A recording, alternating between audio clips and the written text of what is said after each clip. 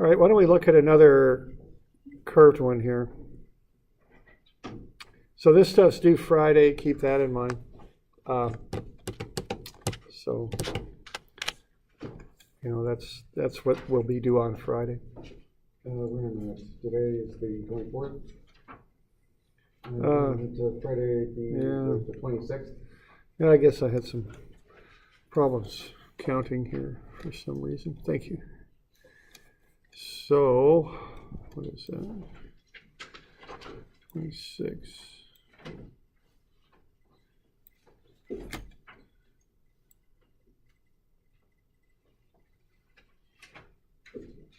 There we go, 26. All right.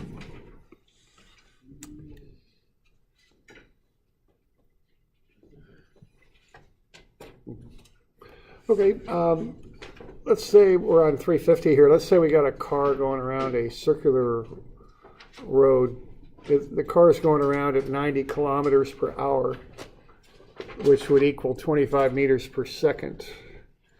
And we've got a 180 meter radius on the road. Let's find the required friction before the car slips.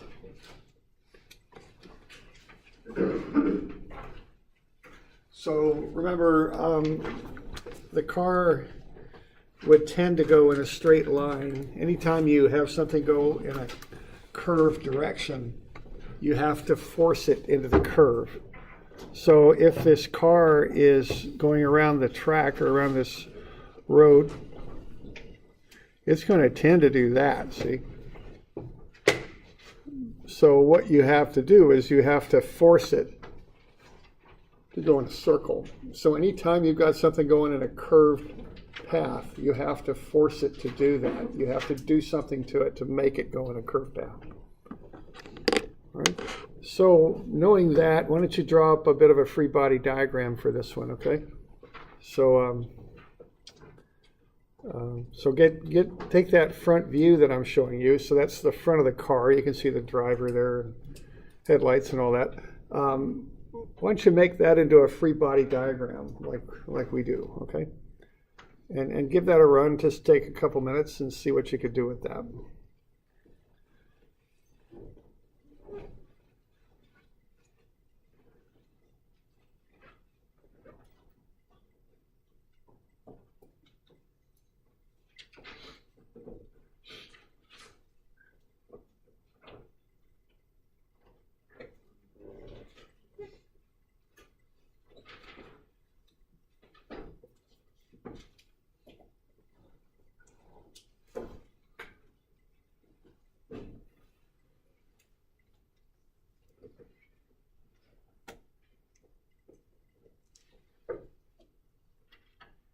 When I'm thinking free body diagrams, I start off with a statics free body diagram, which shows the forces and weights. Weight really is a type of force. And then I'll add the accelerations for dynamics, right? So those are the things that I would put on a dynamics free body diagram.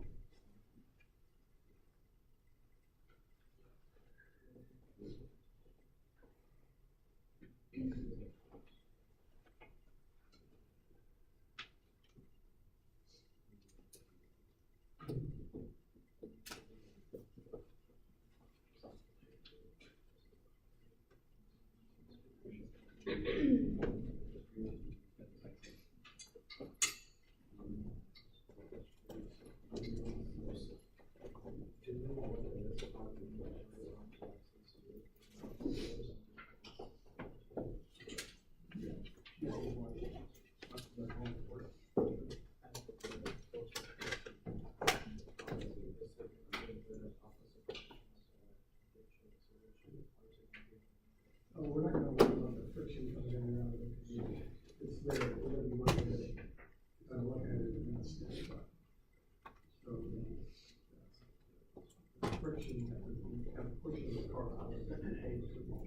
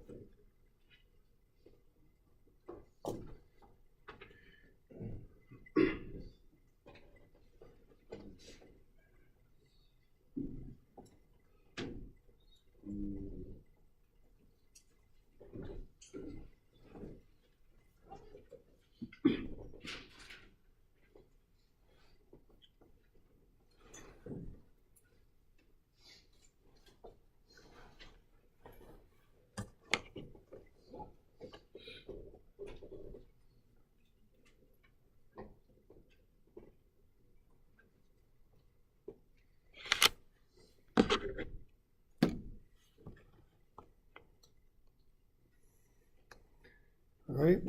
So what do we got going on with this one? Have to wait?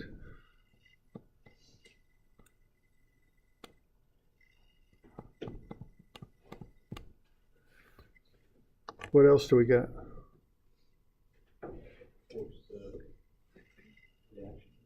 Yeah, right, I think so. FN. Well, tell you what, I'm going to call that F road. A common term for it is FN, but we got a normal acceleration too on account of the circular motion. So to keep them straight, I'll call that F road.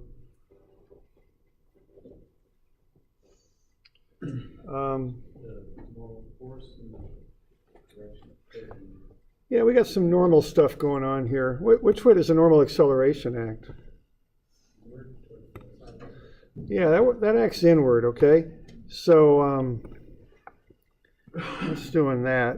And I always put accelerations on these things, okay? Because it's going in a circle, so it's going to accelerate that way. And so I'm showing that normal acceleration. So that should give you some sort of idea which way the friction acts, right? Because this friction will go that way, right? The friction is the normal force. And this might sound a little bit backwards, but what I think about with this stuff is the friction pushes the car inward. That's how I think about it. The car is trying to go tangent to the road. It's trying to do that. So, but it needs to accelerate inward to travel in a circle, and something has to push it in. So what I think of as pushing it in is the force of friction. Okay, that's how I think about that. It might seem a little odd, or maybe a little bit backwards, but that's how I think about that. And then I put the radius on there too. So we don't know with that. We got any questions on what I'm saying there and what we're drawing up here? So like if you're taking a turn in a car, that feeling you have when you're sort of sliding in your seat, yeah, is the tangent. Okay, when you're turning in a car, the feeling you have as you're sliding on your seat, or if you go to the state fair and you're on one of those rides that spin real fast and you're pressed up against the circular mesh, what that is you're trying to go in a straight line, but the whatever the device is you're on is saying, no, you're not going to do that. I'm going to make you go in a circle. So when you're sliding on your seat, what you're trying to do is you're trying to go in a straight line. You're not really sliding outward. You're going straight. The car is moving inward, is what it's doing. And you're feeling the car move inward, yet you're sliding, you're actually going straight. So relative to the car, it feels like you're sliding out. Okay, so it's a little bit backwards. The sensation's a little bit deceiving there. You're trying to go in a straight line, but something's forcing you not to. And you're feeling the effects of that. Okay. So when you're in the car and you take a sharp turn at a relatively high speed, it feels like you are pushing on the car door, but actually the car door is pushing on you. Essentially, yeah. I mean, yeah, both are happening, but right, the car door is pushing you into the middle. So conversely, you feel yourself to be pushing on the car door. But really, it's more accurate to say the door is pushing on you. You're trying to go straight, and the door is saying, no, you got to go in. Okay. Well, that's what's happening. Okay. Mm-hmm. So we okay with that? All right. All right. So there's our diagram. Then we got to calculate some stuff, but that's the picture that you should have in your mind there. Okay. Yeah, question. So the force of friction is pushing you in. Mm-hmm. And then there's this second part, the dynamic part, which is the acceleration. That acceleration is caused by the force of friction. That AN there is caused by. That's how I think about it, because I'm going to set up an F equals ma relationship. So in my mind, it's a little backwards, I realize, but I think of the force of friction as causing the normal acceleration. And it's an F equals ma relationship. That's why the friction and the A act in the same direction, see? If the friction weren't there, that normal acceleration wouldn't happen. And the truth is, you cause a normal acceleration by turning the wheel. But but that friction, I think of as pushing you inward. That's what's going on. Okay, you doing all right? Okay, all right. So the normal acceleration is v squared over r is 3.47. I got the radius, and you're given the speed at 25 up there in the problem statement, so you can put those things together and get the normal acceleration.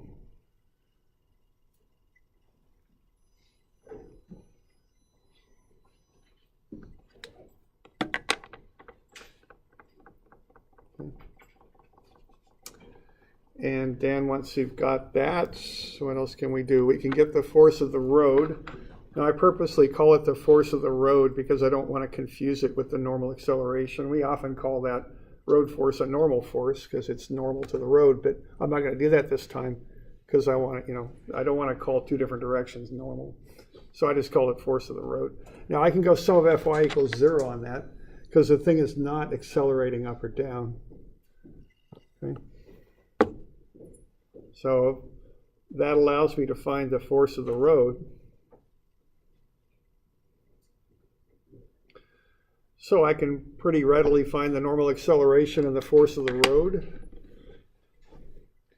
Now, notice I don't have mu here. I'm going to find it, the coefficient of friction. So to get mu, I got to find the force of friction. And I've got the left-hand direction, so I can just run F equals ma for that. Okay. And I know the acceleration, I know the mass. So based on that, I can find the force of friction. It's the mass, it's F equals ma. Okay, now what I'm doing here, just so you know, I'm calling positive to the left.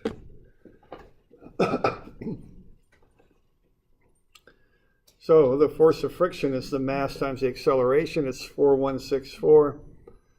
And then I can get the coefficient of friction by taking the force of friction over the normal force. And so that comes out to be 0.354. So that's the coefficient of friction in this case. Static or kinetic friction on that one? Static. Yeah, static. Even though the thing's moving, it's not moving left or right. It's always that same distance away from the center. So in that little snapshot that I'm taking there, that would be static friction. If it starts to slide, it would become kinetic, but it hasn't. Yeah, good.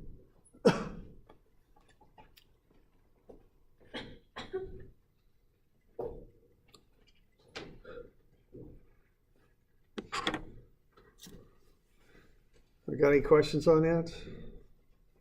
Doing all right?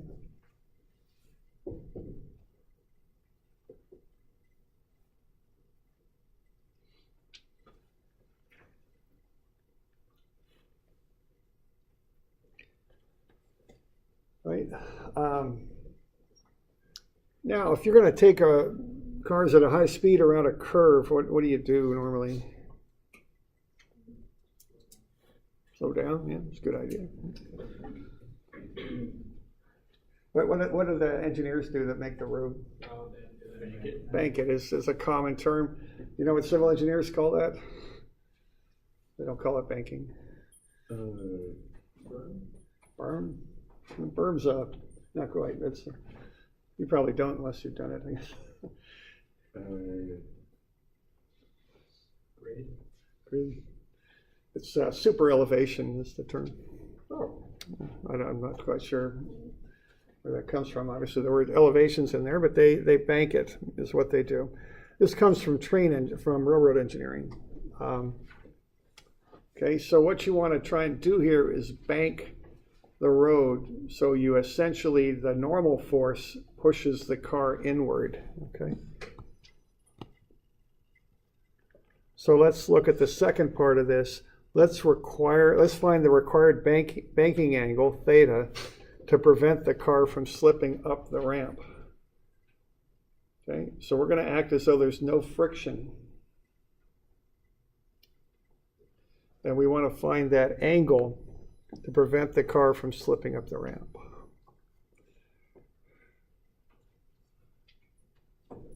Okay. Now this is going to be a similar deal.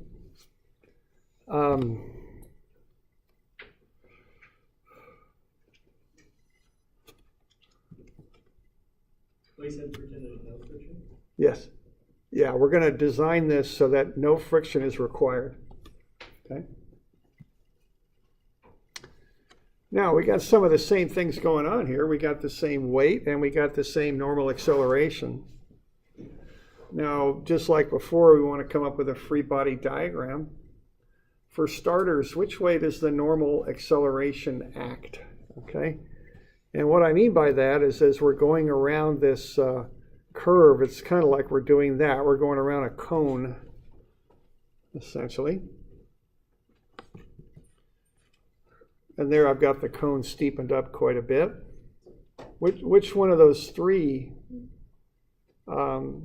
tells us which way the normal acceleration acts?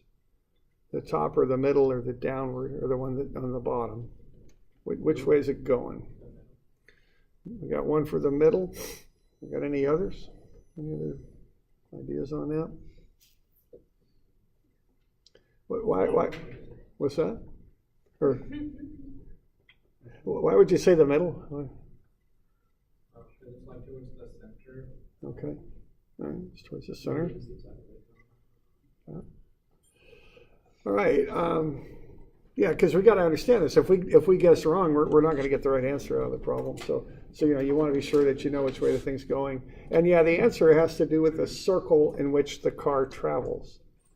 As it goes around that imaginary cone there, it goes in a horizontal circle. So it would accelerate in towards the center of the horizontal circle, and that's right there. So yeah, it's the middle one. Even though the car is banked, it doesn't accelerate up along the banking angle. That's really got nothing to do with it. It accelerates in towards the center of the circle. That's what it does. Okay. So given that, why don't you make a free body diagram of this one now? It's fairly similar to the previous one, except we got that banked road now to deal with. And again, I'd call the force of the road F road, this time, not Fn, because it confuses it with our normal acceleration direction.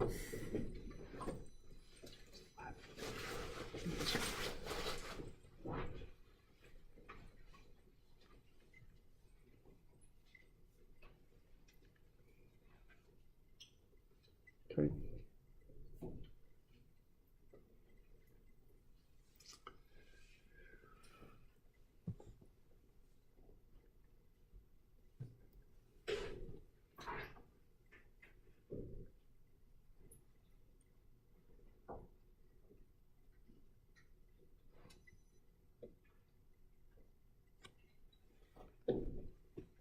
So we got a little something going like that. We got no friction this time.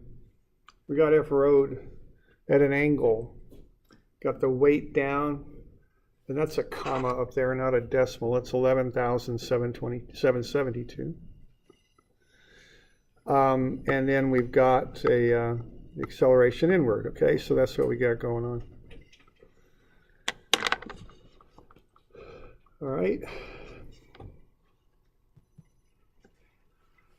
Now, I'm probably going to want to get that normal force first, or the force of the road, I should say. How am I going to do that? Am I going to go sum of F equals 0 or sum of F prime equals 0? So what I'm getting at there, would I use a standard XY axis system or an angled axis system, an inclined axis system?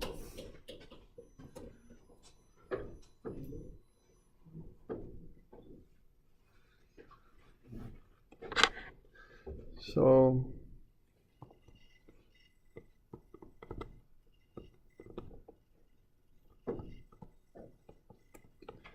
is the question, okay?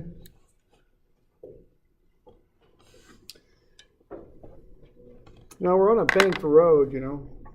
Often the inclination on that, and one thing I look at pretty quickly on that situation, is to use an inclined axis system to match the ramp. But I'm seeing a couple reasons not to do that on this one. First one is I have no friction, and so really I've got only one angled force. I set up axis systems X prime and Y prime to help, you know, to make it easier to calculate things because I've got things aligned with that axis system. I don't quite as much here. I've got Y weight and an X normal acceleration, so there's not as much motivation to use the X prime Y prime axis system. But there's another, maybe more important reason. See, if you use a sum of Fy prime, you can't set that equal to 0. The reason is you've got a component of acceleration in the Y prime direction. Okay? That 3.47 is horizontal, so it makes an angle of theta with the X prime axis. So that means it has a Y prime component. And if the normal acceleration has a Y prime component, you can't do that right there, okay? And what I want to do is set up a nice, easy equation so I can get an idea of what the force of the road is. I don't want to get into two equations and two unknowns and all that. I just want to know what the force of the road is to start this thing off. And even though it might seem a little odd on this inclined ramp, the way to do that is sum of Fy straight Y is equal to 0, okay? So you got to watch that, you know, because if you go sum of Fy prime, you're going to pick up a component of the normal acceleration right there. You don't want to do that. It just gets messier, okay?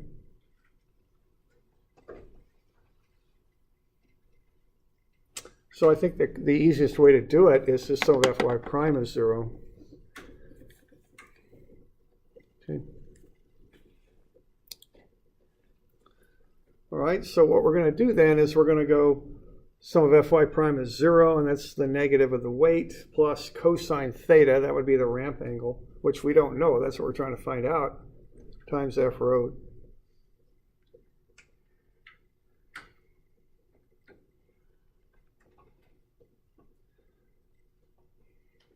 And so I've got a few unknowns in there, so what I'm going to do, I'm going to say cosine theta F road is 11,722. All right.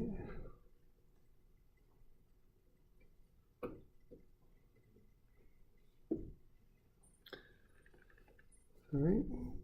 And then what I'm going to do is I'm going to go sum of Fx and set that equal to not 0, but MAX. Okay.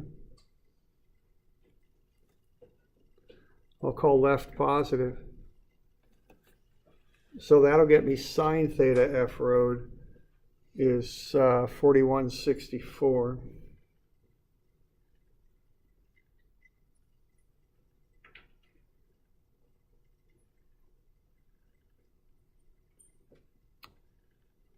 So that's what I would do there. Now I've got a little bit of a problem here. You know, I've got two equations now. Looks like I got two unknowns, F road for one, and then the angle theta for the other. Problem is, you know, trig functions are a little bit messy to work with. Sometimes we have to be a little bit creative and use, you know, use trig identities and things to work through that, or just plug it into a solver, I guess. That's another way to do it, perhaps, if you got a good, strong solver. So I think the way to do this one is a little bit of a trick. You know, if sine theta F road is 4164 and cosine theta F road is 11,722, you can divide them out and set that equal to the divided result of 4164 over 11,772. Okay, so what you're going to do there, if you set something up like what I'm showing you there, you just take the two equations and divide them. You still have preserved the equality. That's, you know, algebraically, you're still good with that. And so what you can do then is the F roads cancel. Sine theta over cosine theta is tangent theta. And that's 0.354. You can solve for theta, 19.5 degrees. Okay.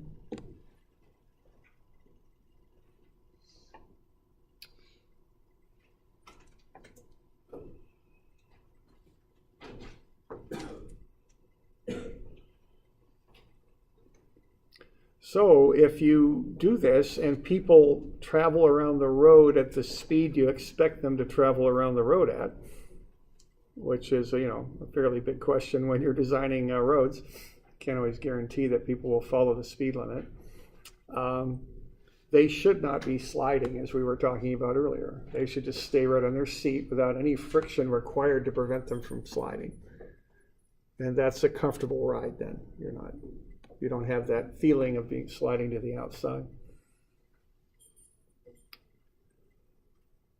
The friction go up if the car is being pushed into the road? Well, let's see it. Yeah, the friction, this can work both ways. And, it is something to be aware of, I guess. So, the friction will be what it is. It could conceivably go up if you've got too much banking.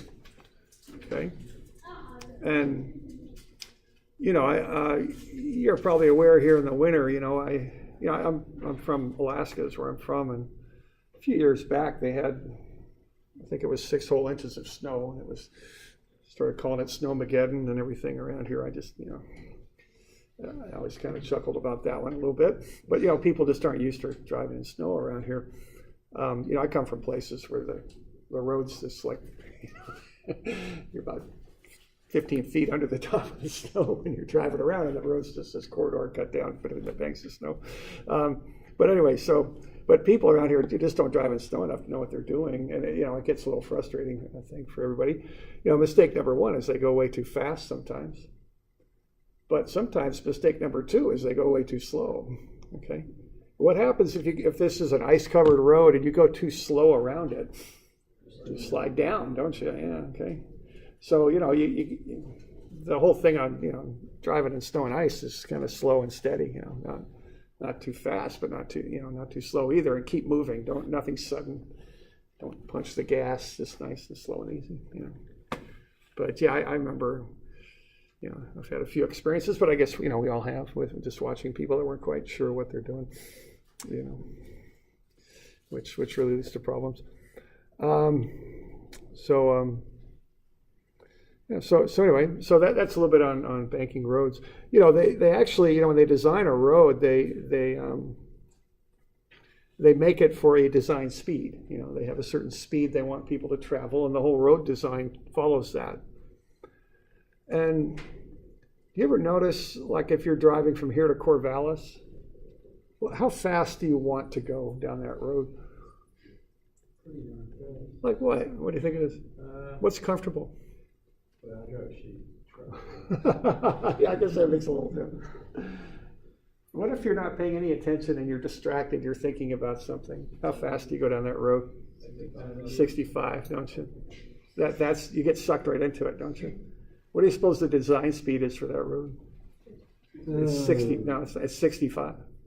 That road was built to do 65 on. Then they slap up signs that say 55. Yeah. And that's why people get tickets on that road, because it's not designed for 55. It's not comfortable to drive that road at 55. It's too slow, and you feel it. And if you're not thinking about it, if you're not paying attention, you just get pulled into the design speed of the road. Would you make a straight road slower? What's that? How would you make a straight road slower? You intentionally put curves in it. And I've done that. I've designed a few roads. I've done that, by city's request. And they're starting to do that. I mean, Corvallis, they call them chicanes. They'll narrow the road intentionally. They put those extensions that go out into the intersections. There's more work in traffic engineering to look at the behavior of how people act when they're driving and trying to accommodate that. Those roundabouts. One of the things about that is you do have to pay attention. You can't just fall asleep. You got to watch what you're doing. You got to get into the line of traffic and get out. And that's considered to be a good thing because it keeps people aware and alert. So, there's all sorts of things they've been looking at here at traffic engineering lately. I do think that one in Corvallis next to the fire station, I think they overdid that one a little bit. You know, they got that lane going straight on the left, heading west when you come over the bridge into Corvallis. And all of a sudden they got that curb kind of jutting out. I think they might overdid that one a little bit, but that's the idea. Just put things in there to make you aware and make you move and to keep you, design the road for the speed you want people to travel at. A sign alone doesn't do it. You actually have to put things in the road to make people go that speed. Okay.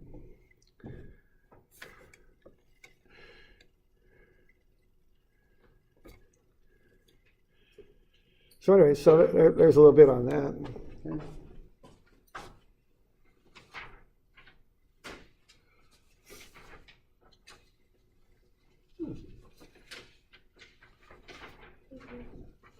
Yeah, I give this first one a little bit of a run. Why don't we do the old Freebody Diagram on that?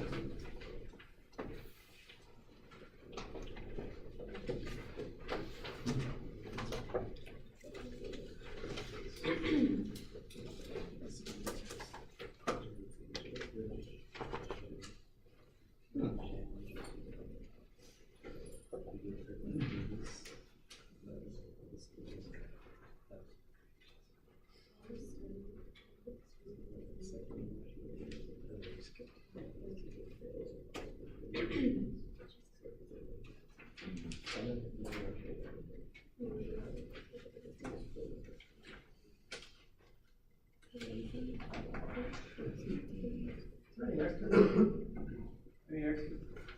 One short. I'll make a copy. So get a Freebody diagram of the color going here.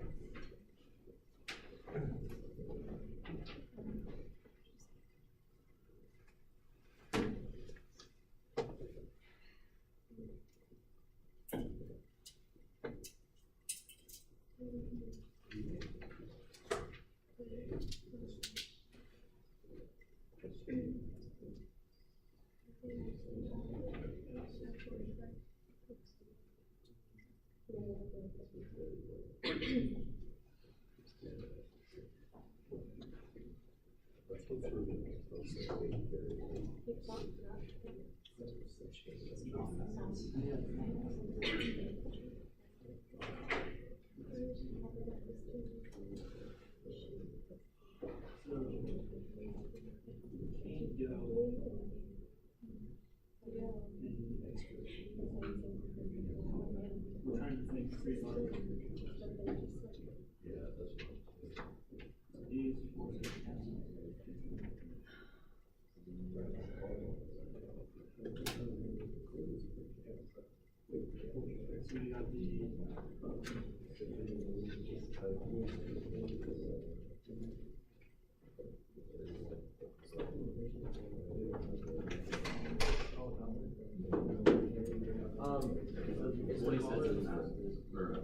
the coefficient for friction, is that for the color? Yeah. Yeah, the frictional coefficients for the color.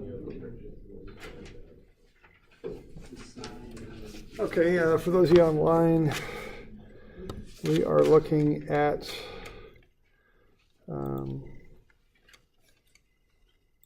that right there. Okay, so this is, I've got a copy of this thing. So we're pulling a collar up a rod there. We've got the coefficient of friction. We've got the mass of the collar. Pulley is light and frictionless.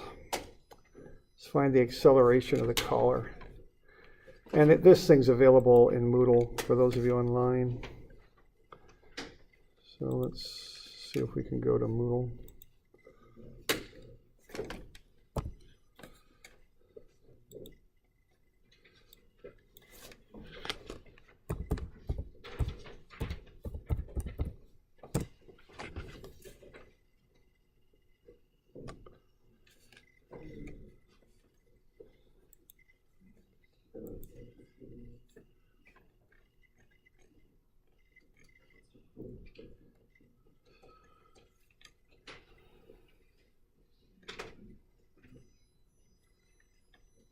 It's F equals MA review right there, okay, for those of you online. So just download that and you can work off of it.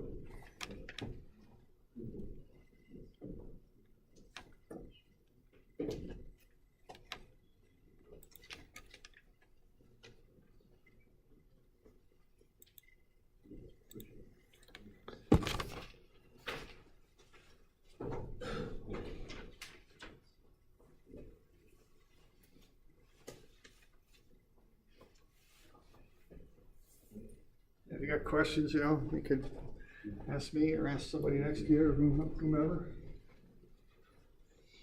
You get a free body diagram and then some forces. I mean, that's the approach on this. Let's get the forces on there first. Remember to include accelerations when you're doing dynamics. And then you do the equations, you got the static stuff on the left, and the dynamic stuff on the right, and watch your signs.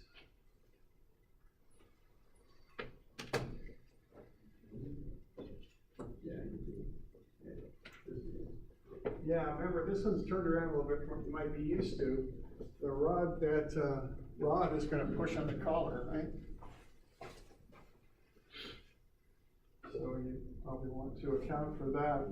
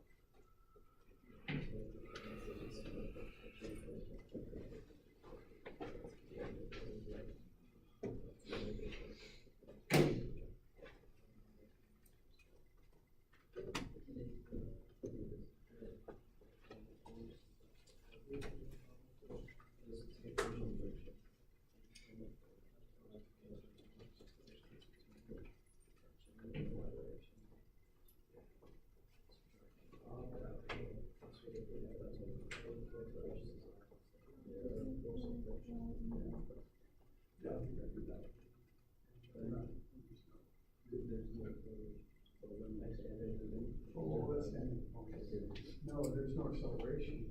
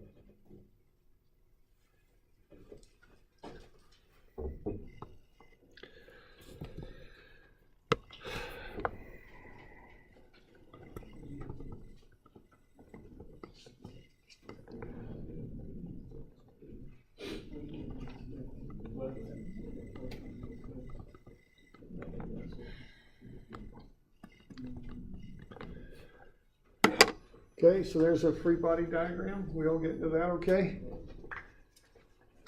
there's a few things going on with this. You know, we got the 31 newtons pulling at 58 degrees. We also got the weight of the collar going down.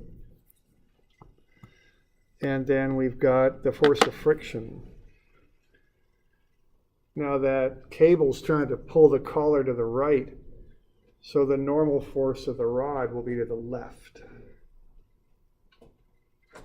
We got any questions on what's happening there? Comments or anything? We doing all right? Where's that 2.96? It's 2 point, yeah, I kind of glitched there with my pen. It's 2.96, it's the weight. That should be the friction, I think. Oh, is it? Yeah, my bad. Kind of. Okay, 14.72, thanks.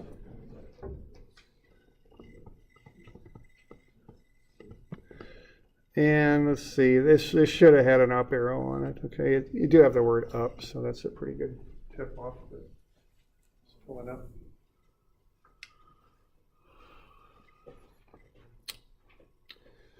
Okay, we all right with that?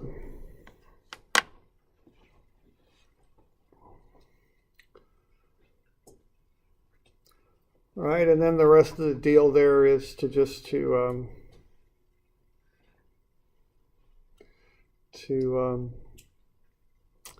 work through with the force equations there and eventually get to A sub A. You'll have to do a couple of things to get there.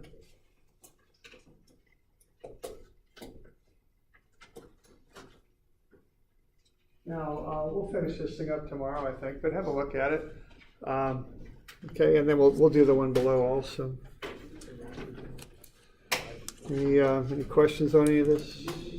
All right. Okay.